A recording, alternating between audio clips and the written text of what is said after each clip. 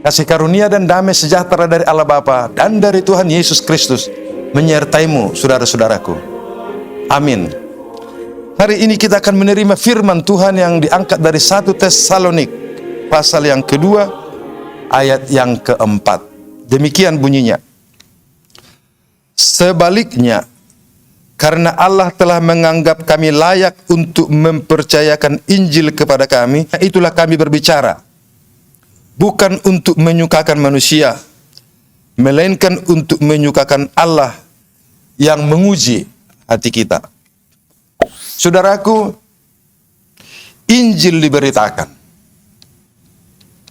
Dan diberitakan oleh mereka yang telah menerima Injil itu dari Tuhan.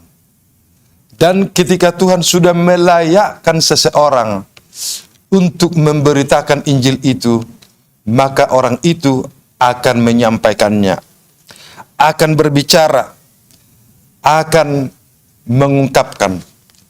Dan para pemberita Injil, saudaraku, maksud utamanya bukanlah untuk menyukakan manusia, tetapi maksud utamanya adalah untuk menyukakan Allah.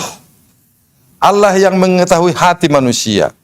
Jadi Injil diberitakan untuk menyukakan Allah. Sebab begitu Allah suka, Allah senang, berkatnya akan turun atas umatnya. Berkatnya akan turun atas orang-orang percaya. Dan Allah yang mengetahui hati setiap orang akan datang, menolong, menyelamatkan, memelihara setiap umatnya. Saudaraku, memberitakan Injil. Injil yang diberitakan adalah Injil yang diterima. Itu juga yang dikatakan Paulus di dalam 1 Korintus.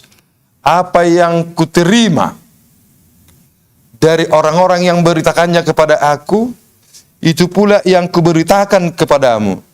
Sebab apa yang kuterima itulah yang kuberitakan. Itulah yang kusampaikan. Yaitu Kristus telah mati karena dosa-dosa kita. Kristus telah mati karena dosa-dosa kita. Itulah Injil, saudara-saudaraku. Itulah Injil yang dipercayakan kepada kita. Itu juga Injil yang dipercayakan kepada kami. Kristus telah mati karena dosa-dosa kita, untuk mengampuni kita, untuk melepaskan kita dari dosa dan kematian. Dan karena itu kita mampu untuk menolak dosa, mampu keluar dari kekuatan dosa, karena Tuhan yang sudah mengampuni kita itu, yang sudah mati untuk kita, telah mengalahkan kuasa dosa dan kematian itu. Dan setiap orang yang tinggal di dalam Yesus punya kemampuan yang besar, punya kekuatan yang besar untuk menolak dan melawan kuasa dosa. Sebab kuasa dosa itu tidak berdaya lagi bagi Kristus dan bagi para pengikutnya. Saudara-saudaraku, apa yang kita terima dari Tuhan, itulah yang kita beritakan. Keselamatan yang kita terima dari Tuhan, kita beritakan juga kepada orang lain. Dan Allah mengetahui hati kita, menguji hati setiap orang. Marilah saudaraku, mari kita memberitakan kebaikan Tuhan, memberitakan Injil itu, memberitakan karena Kristus telah mati karena dosa-dosa kita. Kristus telah mati karena dosa-dosa orang banyak, karena dosa semua orang. Itu telah membuat pengampunan terjadi atas kita, pengampunan atas semua orang. Tuhan menguji hati kita. Kiranya engkau dan saya punya kekuatan juga untuk mengalahkan dosa, mengampuni sesama, mengampuni orang lain, karena Allah di dalam Yesus Kristus telah mampu dan telah mau mengampuni dosa-dosa umat manusia. Itulah Injil yang sesungguhnya, saudara-saudara. Kemampuan kita mengampuni, mengasihi, dan menerima sesama di dalam persekutuan kita. Tuhan yang mengampuni dosa kita itu berkenan terus-menerus memelihara kita, berdiam di dalam jiwa kita, menguasai kita, agar kita secara persekutuan, secara orang percaya, dimampukan untuk memberitakan Injil itu, menghidupi Injil itu, yaitu Kristus di dalam diri kita. Kristus yang telah mati untuk dosa-dosa kita, untuk dosa-dosa umat manusia. Amin, kita berdoa. Bapa kami di dalam Yesus, terima kasih karena Engkau melayakkan kami untuk memberitakan Injil-Mu. yaitu Kristus telah mati karena dosa-dosa manusia.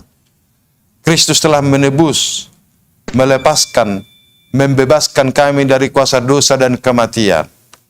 Terima kasih Tuhan. Kiranya Injil ini dapat kami beritakan kepada banyak orang. Di dalam realita kehidupan kami sehari-hari, kami mampu menguasai dosa, mampu mengalahkannya sebagaimana Engkau telah mengalahkannya, mampu mengampuni sebagaimana Engkau telah mengampuni umat manusia, sehingga persekutuan kami sebagai umat-Mu, sebagai orang-orang percaya, berdampak kepada kehidupan orang-orang di sekeliling kami, karena berita kehidupan kami yang kami terima daripada-Mu, ya Tuhan. Terima kasih Tuhan. Kiranya Engkau menolong kami, supaya kami boleh menyukakan Engkau, ya Tuhan. Engkau yang menguji hati kami. Biarlah kiranya pertolongan-Mu menolong kami, supaya kami boleh membuat kesukaan kepada Tuhan dan keselamatan bagi orang sekeliling kami. Terima kasih Tuhan, dimuliakanlah nama-Mu, dan biarlah umat-Mu sepanjang hari ini berada dalam kuasa pengampunan-Mu, oleh karena Yesus Kristus Tuhan kami. Amin. Anugerah Tuhan Yesus Kristus, kasih setia Allah Bapa, dan persekutuan dengan Roh Kudus menyertai saudara-saudara sekalian. Amin.